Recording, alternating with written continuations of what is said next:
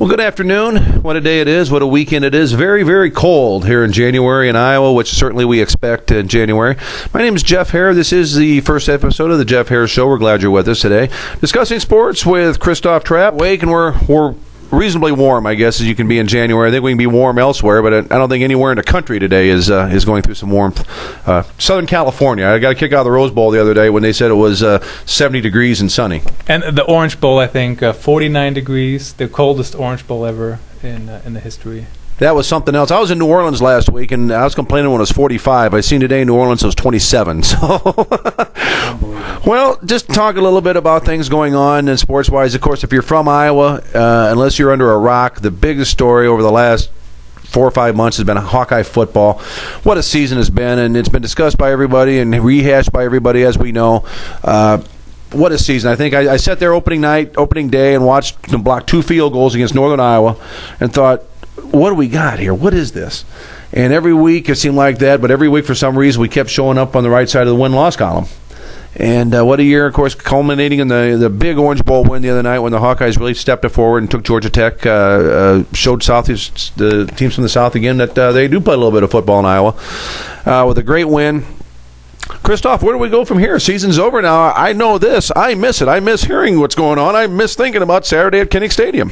Sure. I missed the football season too, of course. I did enjoy the Orange Bowl the other day. I should throw in here that I'm not a huge fan of the bowl system at all. I much rather see a playoff system, to be honest with you. The Hawks are, I think, 11-2, finished the season 11-2, number 7 in the AP poll, and but I much rather. I mean, that's great, but I much rather see a playoff system to have a true national champion, to have a playoff at the end. These bowl games are they're money makers. That's great for the people that make the money.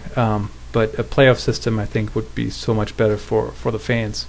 Well, I agree with you in that regard, but I think there's a couple things to keep in mind. One thing I like about the bowl system, forgetting the fact that we're 11-2 this year. Last year we were 8-4. I should say Iowa. I refer to we. I'm an alum and lived my whole life in this area. But last year we were 8-4. We certainly wouldn't have qualified for anything. We barely qualified for a bowl as it was. I think we remember at one point at the end of the year last year we lost 3 or 4 in a row, and we put together a couple wins. And I remember Kirk kept talking about get that bus going further down the road. We were starting in Detroit with the Motor City Bowl and trying to get it further and further.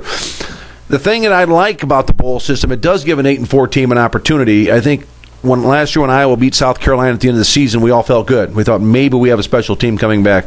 11-2 teams don't happen very often, as we know. And for them to come in like they did and play like they did, that's one thing I like about the bowls is the opportunity to come in and play, finish up your season on a high note. 15 practice days doesn't hurt either.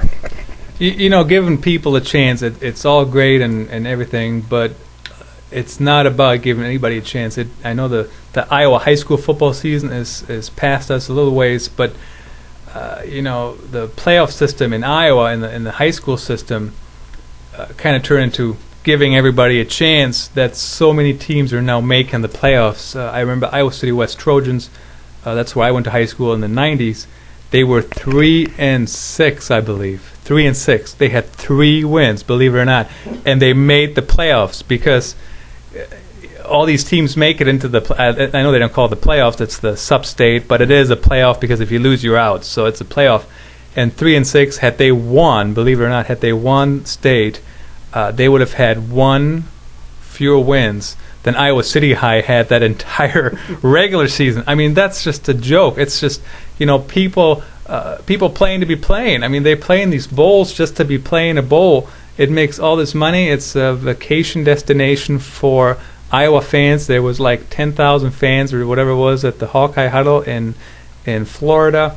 That's great, but it's a glorified vacation. It'd be so much nicer you had Iowa in the semifinals of the college playoff game, college playoff system, and have a true national champion. But don't you think we should move on to some other sports? I mean, we got the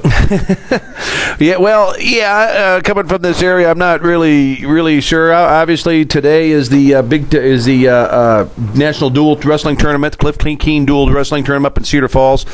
Iowa Hawkeye Wrestling right now is at the top of its game. They just defeated Nebraska earlier today, 33-3. Iowa certainly is favored to do that, and I think Coach Brands is favored to take his team and win the NCAA title this year. So we'll see what happens with that. One thing that's really suffering, really hurting here is Iowa basketball, men's basketball. I have an opportunity last week to see the Iowa-Minnesota game down at the Carver Hawkeye. I'm on my way this afternoon to Iowa-Michigan State. A couple of the games within the Big Ten season have been really, really full-scale disasters, I think, any other way of putting it. We go out, Iowa goes out and gets hammered against Minnesota. Tubby Smith, if he doesn't pull the dogs off, they can win by 70. Illinois obviously pushed us around the floor Tuesday night. I don't know if many Iowa fans remember because we're all watching the Orange Bowl. And then, of course, it's not good. I'm not sure the Iowa basketball team can win another basketball game the rest of the season. No, the Hawkeyes are 5-10 on the year, 0-3 in the Big Ten. I'm not so sure either. Personally, I haven't found them much on TV. They're on the Big Ten Network. I got satellite. They're in the 600s. I don't get up there all that often. 610, by the way. 610. I haven't gotten up there all that often yet so far this year. So, we'll see. I keep reading your reports, Jeff. And I'll keep up on how they're doing. What upsets me about Iowa men's basketball, other than the fact that we are not a competitive program, we could talk coaching, we could talk players, we can talk Steve Alford all we want to, but I'll leave that for people who are smarter than me to deal with that. I think the thing that frustrates me about Iowa basketball is the fact that they still want us to come down here and watch the games. They still want to charge us $25 to park. They still want to, or $25 for the ticket, I should say, $5 to park. You park a mile away from the stadium. Last week it was below zero. I remember walking and absolutely freezing. It's a difficult situation down there. I know Coach Licklider's working with it. I know Gary Bart is working with it. They've got to do something to get us in there and make it exciting again. And they're ways away from that, and I certainly hope that they can put their minds together and come across something good.